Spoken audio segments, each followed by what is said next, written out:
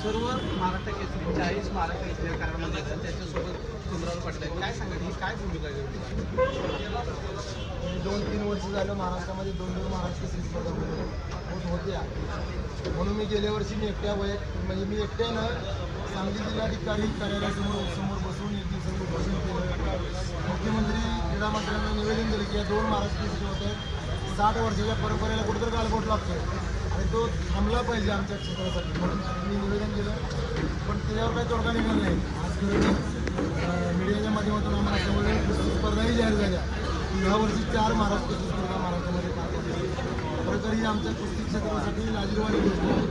कारण एक महाराष्ट्र केसरी होत असताना 15-20 वर्ष तो रक्ताचं पाणी करून तिथं पोचलेलो असतो.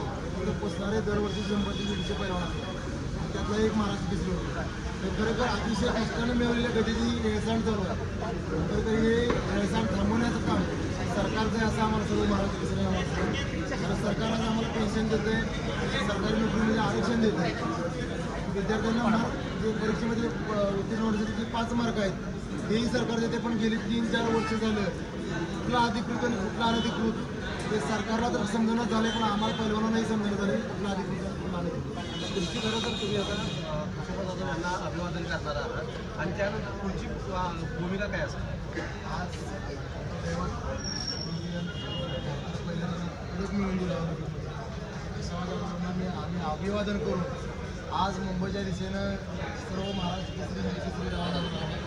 तिथं उद्या सकाळी आझाद मैदानावर उपोषणाला बसून सरकारपाशी आमचं म्हणजे साकडं घालणार आहोत सरकारला की आम्हाला ह्या कुस्ती क्षेत्राला आमच्या वाचवा, ह्या कुस्ती क्षेत्रात महाराष्ट्र केसरी पदाची हेळसांड थांबवा.